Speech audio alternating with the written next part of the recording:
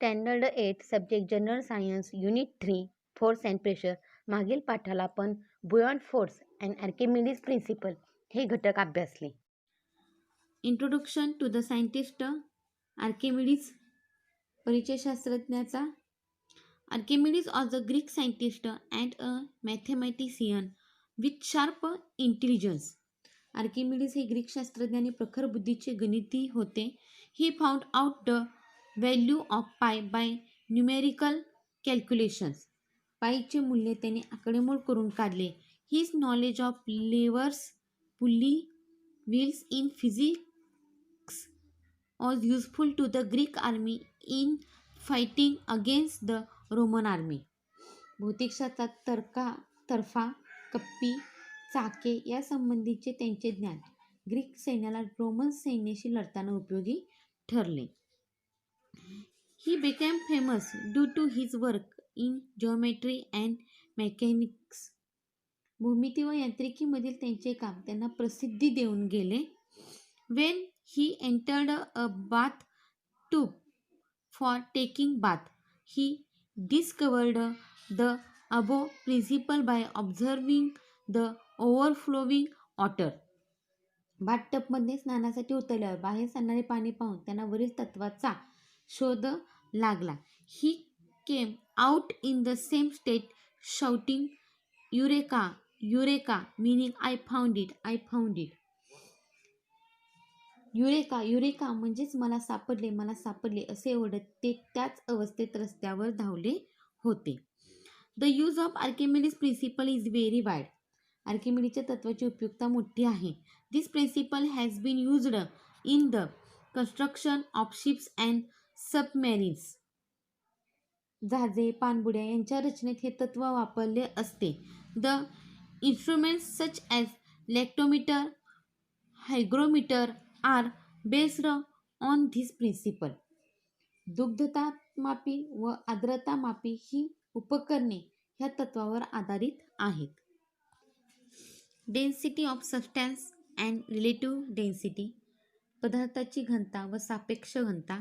Density is equal to mass division by volume. घनता बरोबर वस्तुमान डिवायडेशन बाय आकारमान. The SI unit of density is kilogram per metre cube. म्हणजेच एकक SI पद्धतीत किलोग्रॅम पर मीटर घन आहे. The property density is very useful in deciding the purity of substance. पदार्थाची शुद्धता ठरवताना घनता हा गुणधर्म उपयोगी ठरतो.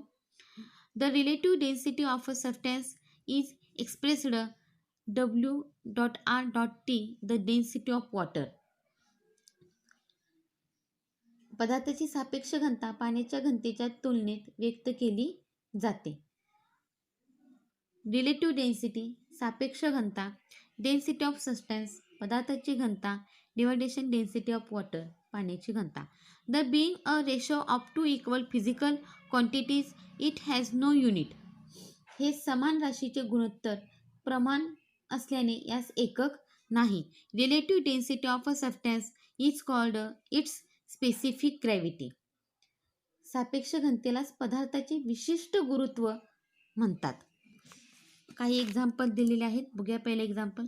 The area of the bottom of a tiffin box is 0.25 metre square and weight is 50 Newton.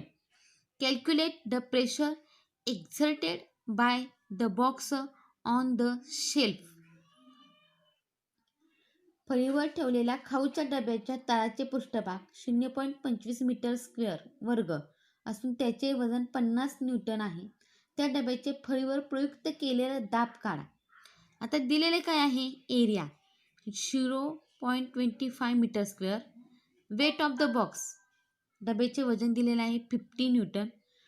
Pressure दाब काढायचा आहे, तर सूत्र आहे pressure is equal to force division by area. प्रेशरचं सूत्र काय आहे? Force division by area. आपल्याला फोर्स किती दिलेला आहे, म्हणजे बल किती दिला आहे? 50 न्यूटन. आपण लिहूया 50 न्यूटन. एरिया क्षेत्रफळ 0.25 मीटर स्क्वेअर. वर्ग दिलेलं आहे. आता आपण सॉल्व करूया. 50/0.25 जर छेदामध्ये 2 घरे दशांश चिन्ह असतील तर हे दशांश चिन्ह जाण्यासाठी जेवढे दशांश चिन्हांच्या नंतर घरे असतात तेवढे शून्य आपण वरती द्यायचे आहेत. म्हणजे 50 2 घरं दशांश चिन्ह म्हणजे 0 0 आणि 25 म्हणजे आपलं दशांश चिन्ह वर निघून गेलं.